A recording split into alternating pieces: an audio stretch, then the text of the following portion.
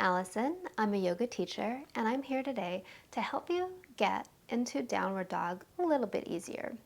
So I've been asking around, and I've been asking my students and my friends, what is it that you find most challenging about yoga? And many of the people that I work with are beginners, and many of them really don't like downward dog. So a few weeks ago, I filmed a video to show you a sequence without any downward dog. I'll put that in the comments below if you'd like to check that out. But if we really want to continue to have a yoga practice, downward dog is going to come up. Unless you have shoulder injuries or something that is stopping you physically from doing it, then there are ways to improve your downward dog, and I'm going to show you today a few quick tricks, and you can practice these on your own time at your own pace.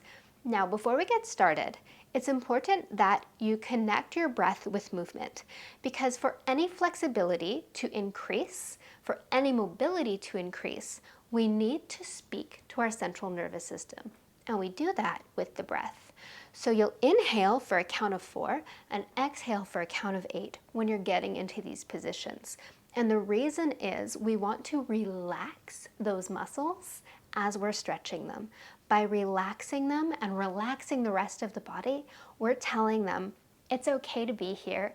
We want to be here. And then you're training yourself in flexibility. It's also not a race. We don't want to be the first to the finish line. You're not going to start and just get into this perfect downward dog right away. It takes time and it takes patience. So please enjoy the journey. Be kind with yourself.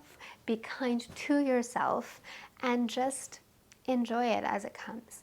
So getting started, what is downward dog? It's a transitional position, usually in our vinyasa flows. And generally you'll hear someone or your instructor say, we'll go from tabletop to downward dog. So you'll be in a tabletop position like this, and then you'll hear tuck your toes, push up and back into downward dog. So I've been warming up. I've been doing this for a while. I had no problem pushing up and back. Generally, you won't start with downward dog, so before you do start this, make sure to warm up a little bit. Do some twists, do a little bit of stretching, maybe even do a few squats just to get things moving and flowing before you get started. That said, when I say push up and back into downward dog, first examine yourself. See what it is that is sticking or not feeling good. Is it the backs of your legs? So is it your hamstrings? Is it your shoulders? Are you having trouble bringing your chest down? Is it a little bit of everything? Whatever it is, I'll show you modifications for both. First, for the shoulders.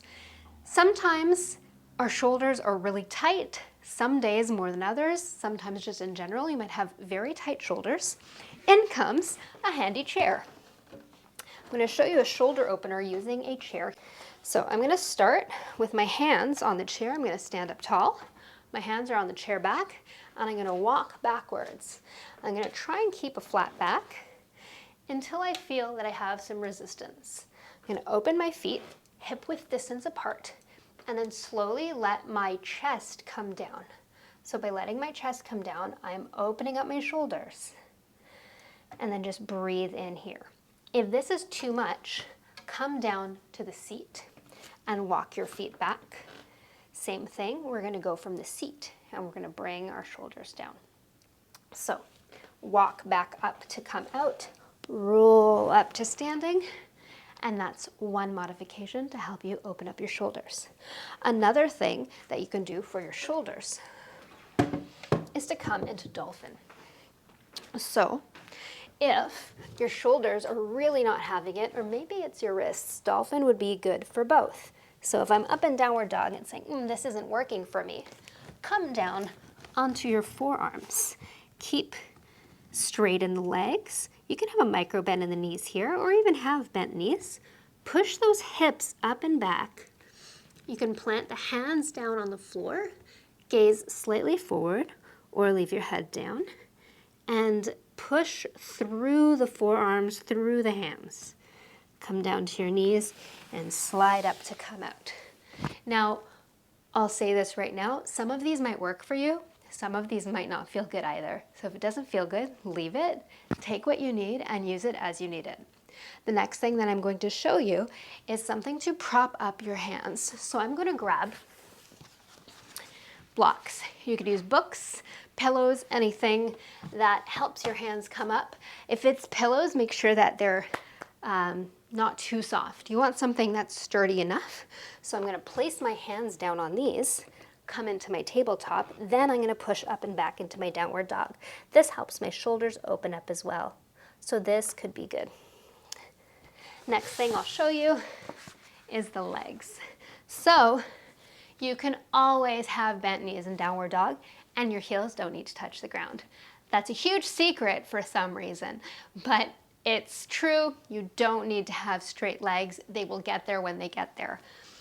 So if I push up and back into my downward dog, I can come into it with bent knees. What you want to do is just make sure that you're in alignment. So your feet are hip width distance apart, your hands are shoulder width distance apart, but they're walked out.